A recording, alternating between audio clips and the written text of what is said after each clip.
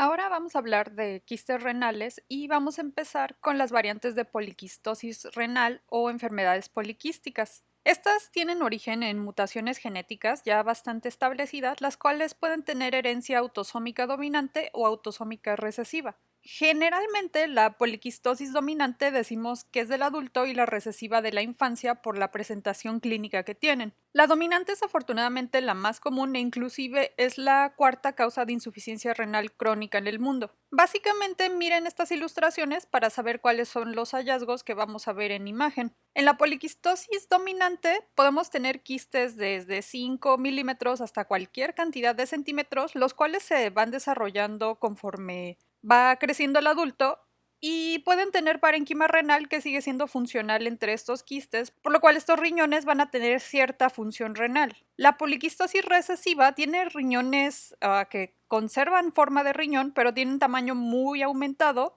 e histológicamente van a estar desorganizados por la presencia de incontables microquistes. A nivel hepático, en la poliquistosis dominante vamos a ver quistes hepáticos simples, tema que ya revisamos en la clase respectiva, y raramente fibrosis hepática. Sin embargo, en la poliquistosis recesiva, las malformaciones de la placa ductal embrionaria generan malformaciones de la vía biliar, fibrosis hepática, y estas situaciones avanzan y pueden generar disfunción hepática e inclusive hipertensión portal con varices y esplenomegalia. Clínicamente, la poliquistosis dominante se va a presentar en adultos con cuadros de hipertensión arterial y hematuria o por el efecto de las masas, ya que pueden ser muy grandes, van a tener dolor, masa palpable e infecciones. Puede generar también insuficiencia renal a la larga. Sus asociaciones yo las pienso como que son asociadas a otros sacos, por ejemplo, valvulopatías, principalmente con afección de la válvula mitral, hernias, divertículos en colon, aneurismas cerebrales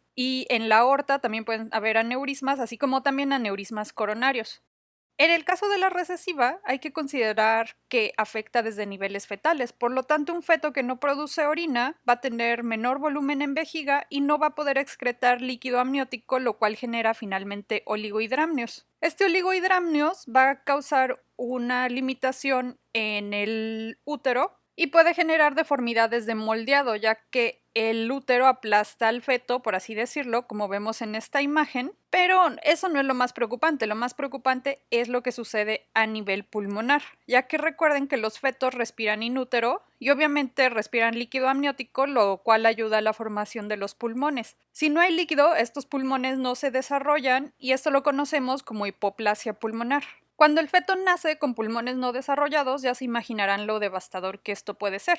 Aun si no hay hipoplasia pulmonar, la supervivencia a 5 o 15 años se encuentra algo limitada por todas las otras complicaciones que mencionamos, incluidas obviamente la insuficiencia renal y hepática que sobre todo afecta a los niños. Vean su aspecto por imagen. En la poliquistosis dominante, en este caso, es una tomografía en donde tenemos múltiples quistes en riñones, aquí, y en el hígado. Estos quistes los podemos definir totalmente, sabemos dónde empiezan, dónde terminan, y son imágenes hipodensas con bordes definidos, que en el ultrasonido son anecoicas, ya que contienen líquido. En todo caso, podemos medir estos quistes si quisiéramos. Vean, hay desde ese bastante grande a este que es un poco más pequeño, por ejemplo. La poliquistosis recesiva usualmente la detectamos in útero como un par de riñones enormes, los cuales tienen este aspecto ecogénico. El abdomen fetal sería más o menos esto y vean cómo los riñones están ocupando casi todo. Fuera del útero tenemos riñones como estos en donde realmente no podemos medir microquistes, pero tiene este aspecto esponjoso, digamos. Y ven cómo es más difícil definir los quistes acá que en este tipo de poliquistosis. De la misma forma, en esta tomografía vean cómo vemos todo ese puntilleo de los dos riñones, pero no podemos definirlos de una forma tan franca como en la poliquistosis dominante. Si recuerdan el quiste hepático simple, pues ¿qué creen? Que en el riñón también tenemos y podemos tenerlos de forma muy frecuente este tipo de quistes simples. Los vamos a visualizar en el ultrasonido como imágenes anecoicas con reforzamiento posterior. Usualmente los observamos en la corteza, como este de aquí, grande, aunque pueden existir también en la médula, como este pequeño quiste, o también cerca de la pelvis si les llamamos parapiélico. Esta es la masa renal más común, afortunadamente casi siempre son asintomáticos y casi siempre lo vemos en adultos de una manera espontánea o pueden también formarse de forma adquirida, sobre todo en pacientes que son sometidos a diálisis. Estos quistes están asociados también a otras enfermedades que ya hemos revisado, como la enfermedad de von Hippel-Lindau o la esclerosis tuberosa. Otra forma de anomalías quísticas fetales es la displasia renal multiquística, en donde hay una interacción e inducción anómala de la yema mesonéfrica y el metanefros, y esto genera múltiples quistes, como estamos viendo en esta ilustración, en donde puede haber también malformaciones del uréter. Por ejemplo, hacen que este uréter sea más pequeño y atrésico, como vemos aquí. Ahora, vean el aspecto en ultrasonido, cómo se correlaciona con todas estas imágenes anecoicas con reforzamiento posterior. Este tipo de displasia puede generar tanta disfunción que el riñón deja de ser funcional y se vuelve totalmente atrésico. Inclusive, pues podemos ver ya pacientes adultos que únicamente van a tener un riñón y este riñón digamos que desaparece o pues se genera una autonefrectomía. Afortunadamente, pues ocurre más en un solo riñón, ya que si ocurrieran ambos sería fatal. También tenemos este quiste con múltiples lóculos que llamamos quiste renal multilocular o nefroma quístico, el cual vamos a observar como una masa quística, o sea que contiene líquido, pero con muchos septos, como vemos todas estas líneas aquí adentro. Principalmente afecta a los pacientes en edades pediátricas y esto puede simular un tumor renal que aparece en la infancia llamado tumor de Wilms. Clínicamente puede ser totalmente asintomático o presentarse como una masa dolorosa con o sin hematuria. Ok, los quistes dijimos que son estructuras con epitelio en la pared y que van a contener líquido. Los quistes pueden ser desde totalmente benignos hasta representar franco cáncer renal. Cuando observamos un quiste en imagen, los radiólogos tenemos que clasificarlo con esta clasificación de Bosniak para sugerir el seguimiento o tratamiento que debe de tener ese quiste debido a su posibilidad que pueda tratarse de un tumor maligno canceroso. Aquí vamos a ver su aspecto en tomografía y aquí en ultrasonido de cada tipo. El quiste tipo 1 es un quiste totalmente simple, el cual solo tiene una pared delgada y su contenido líquido. Este es totalmente benigno, por lo cual se reporta y no se hace nada con él. El tipo 2 puede comenzar a tener calcificaciones en la pared o septos que realzan discretamente con medio de contraste, pero son septos muy finos. A estos tampoco se les hace nada realmente. Este sería un septo y aquí vemos otro septo. Después tenemos a los 2F, la F es por follow-up. Estos tienen septos, los cuales son un poco más gruesos o pueden tener calcificaciones en placa más gruesa, como vemos aquí. Debido a que hay un riesgo de 5% que estos sean cáncer, preferimos seguirlos con imagen y en caso de que se vuelvan más sólidos, comenzamos tratamiento o ya de plano tomamos una biopsia. Realmente aquí es el urólogo quien decide. A partir de aquí comienzan los que ya tienen un alto porcentaje de malignidad. El quiste Bosniak 3 tiene francoseptos gruesos y tiene el riesgo de 50 a 70% de ser cáncer, por lo cual se realiza una biopsia o una nefrectomía parcial o total del riñón. El Bosniak 4 es el quiste que además de septos tiene nódulos, que son estas especies de masa dentro del quiste, como estamos viendo aquí o aquí, y que además pues van a realzar a la aplicación de medio de contraste. Este prácticamente en 95% de las ocasiones es cáncer, por lo que se procede a realizar nefrectomía parcial o total. La clasificación anterior la usamos para casos en los que no encontramos estos hallazgos típicos de carcinoma de células renales. El cáncer renal surge prácticamente en la mayoría de los casos del epitelio tubular, particularmente del túbulo contorneado proximal. El síntoma más frecuente es hematuria o en la actualidad, debido a que usamos con mucha frecuencia métodos de imagen, podemos descubrirlos de manera incidental. O sea, estamos haciendo un ultrasonido, digamos, de hígado y vías biliares y encontramos este riñón. También pueden generar síndromes paraneoplásicos debido a la secreción de eritropoyetina, generando policitemia o síndrome de Cushing por la generación de corticotropina, como veíamos en el carcinoma de células pequeñas en los pulmones. También pueden generar hipercalcemia debido a la secreción de un péptido relacionado con la paratormona. Eso también lo vemos en los cánceres pulmonares de células pequeñas. El subtipo más frecuente de carcinoma de células renales es el de células claras. Sus sitios de metástasis más comunes es a pulmones, mediastino, huesos e hígado. Por imagen, básicamente siempre decimos que si vemos una masa sólida en un riñón, lo más probable es que esta masa se trate de carcinoma de células renales, que son todos estos que estamos viendo aquí. La masa sólida puede tener pequeños quistes y diríamos que es mixta, pero vean cómo predomina el aspecto sólido sobre el quístico, por lo cual nos orienta más a que es una masa maligna en lugar de considerarla un quiste de Bosniak, pero en todo caso lo consideraríamos un quiste 4. Este tumor renal suele invadir la vena renal, como estamos viendo aquí, e inclusive puede extenderse a la vena cava inferior. Podemos ver cómo penetra la masa hacia estas estructuras vasculares.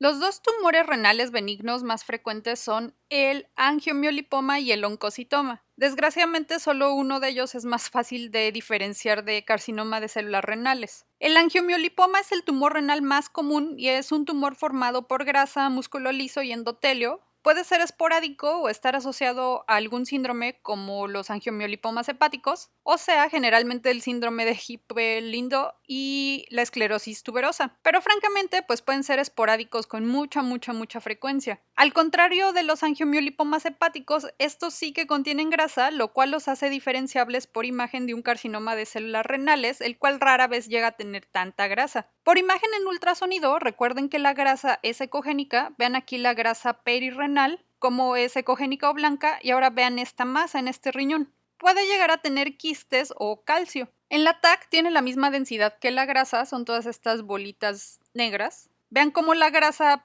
peritoneal es negra o hipodensa, y vean cómo estas masas tienen densidad casi similar. Aquí podríamos confundirlo, por ejemplo, con quistes, pero recuerden que el líquido es de una densidad intermedia o gris, y si medimos unidades Hounsfield es de 0 a 10 unidades Hounsfield, y la grasa es mucho más hipodensa, casi negra, y con densidades negativas generalmente de, digamos, menos 10 a menos 20 unidades Hounsfield. Estos angiomiolipomas, si son muy grandes, pueden llegar a generar hematuria o pueden romperse y generar hemorragias retroperitoneales. El otro tumor benigno, que para nuestra mala fortuna es a veces indiferenciable por imagen con un carcinoma de células renales, es el oncocitoma, el cual es una especie de adenoma raro. Adenoma se refiere a un tumor epitelial benigno cuya estructura interna es semejante a la de una glándula. Este tumor se presenta en adultos mayores con la característica que tiene una cicatriz estrellada en el centro, pero a veces no llega a ser muy identificable. Ya que vean cómo es una masa sólida, creo que entienden por qué es difícil de diferenciar de un tumor maligno. Tal vez sería la resonancia magnética la cual nos ofrecería mayor poder diagnóstico para poder diferenciar un oncocitoma de un tumor maligno, pero en este caso, pues vean simplemente cómo vemos una masa completamente sólida originada del riñón. El riñón en este ultrasonido sería este.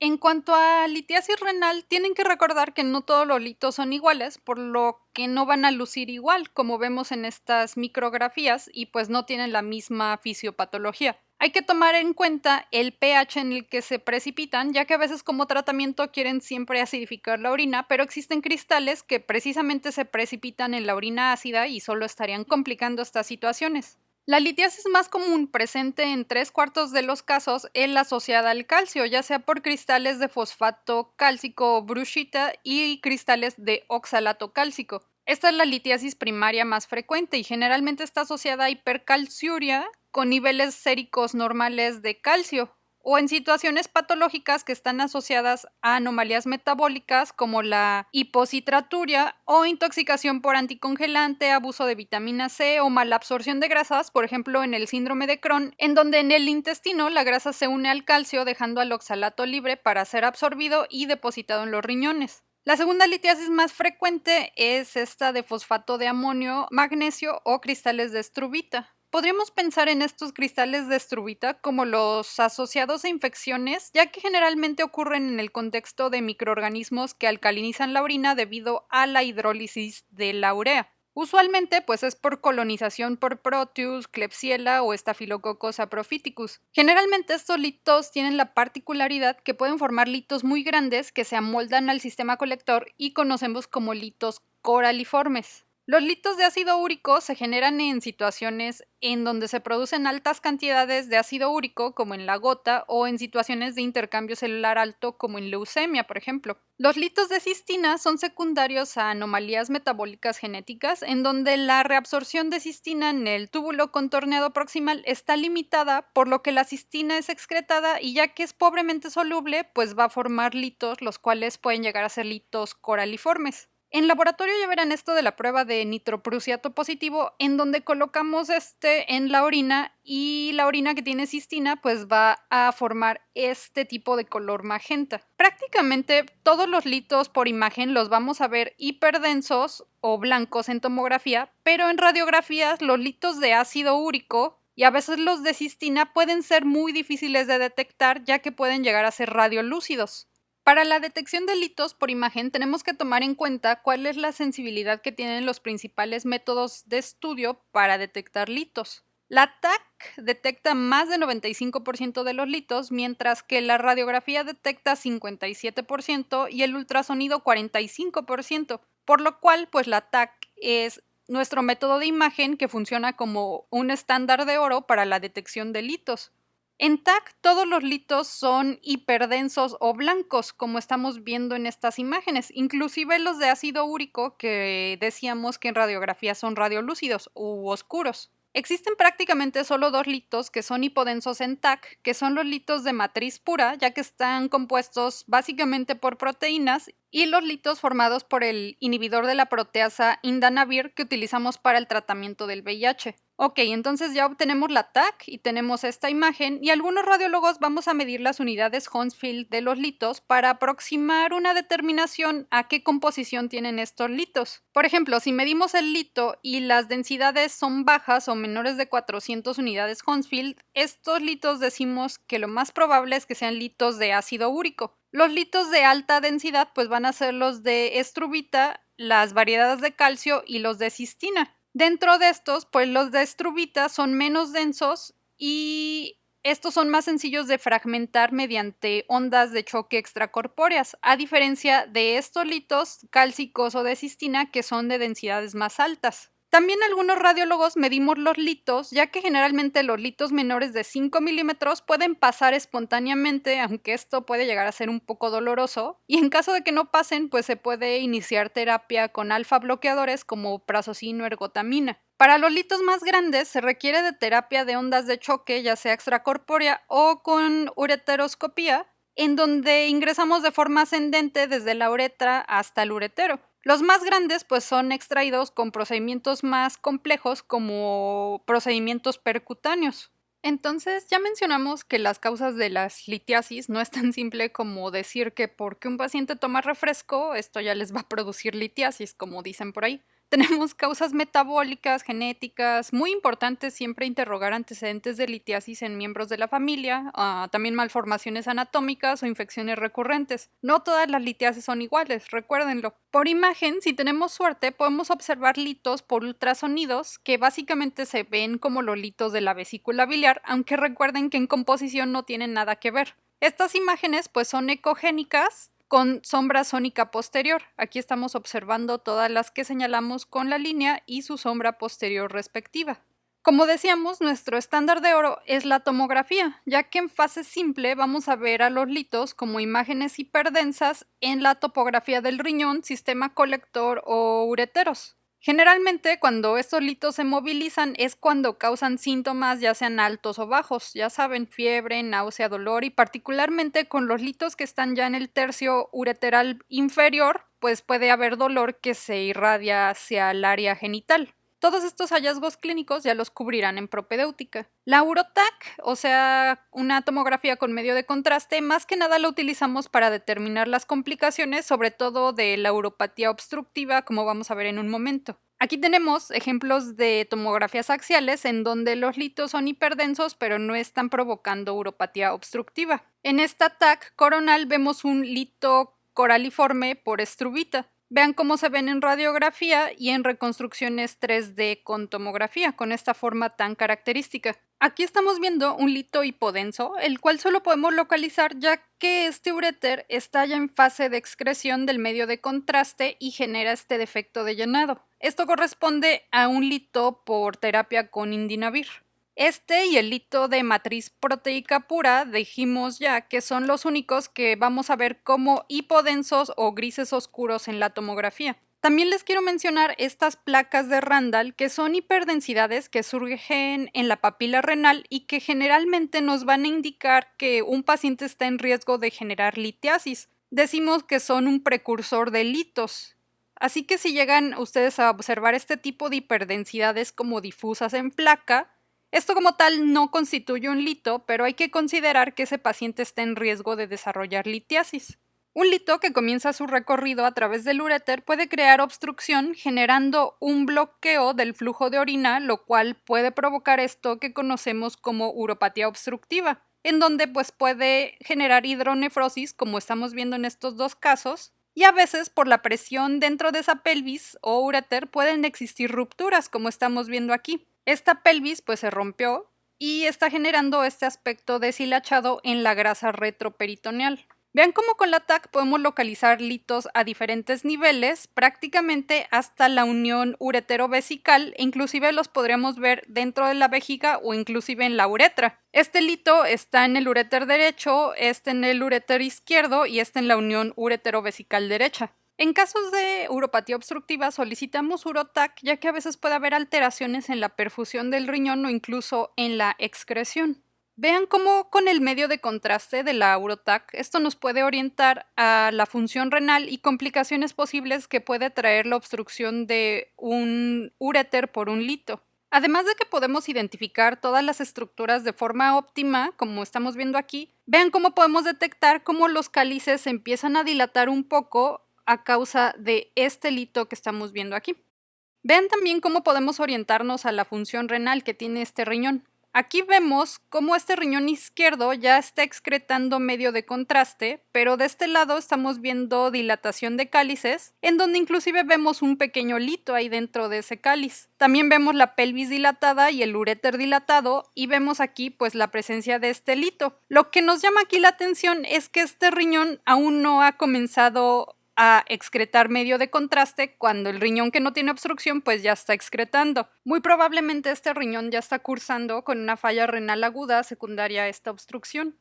En cuanto a infecciones de vías urinarias, de una forma simple tenemos a infecciones bajas, las cuales afectan a vejiga y a uretra. E. coli es el principal agente patógeno en el caso de la cistitis, por ejemplo, y en el caso de las uretritis, particularmente tenemos como patógenos principales a Neisseria gonorrea y a Chlamydia trachomatis. Las infecciones altas es cuando generalmente la infección asciende, por ejemplo, E. coli mediante sus fimbrias o por infecciones hematógenas que afectan al riñón. Generalmente, la solicitud de un estudio de imagen para las infecciones de vías urinarias depende más que nada de la forma de presentación y el contexto clínico. Por ejemplo, si ustedes quieren pedir un ultrasonido por una cistitis o pielonefritis en una paciente que se presenta por primera vez con este cuadro y de manera ambulatoria, si yo fuera el radiólogo al que se lo están presentando, pues no les tomo el caso. Las únicas razones por las que se solicita un estudio de imagen en el contexto de infecciones urinarias es si sospechamos complicaciones, si hay recurrencia en infecciones o si existe función renal anómala de forma aguda o crónica o no hay respuesta al tratamiento.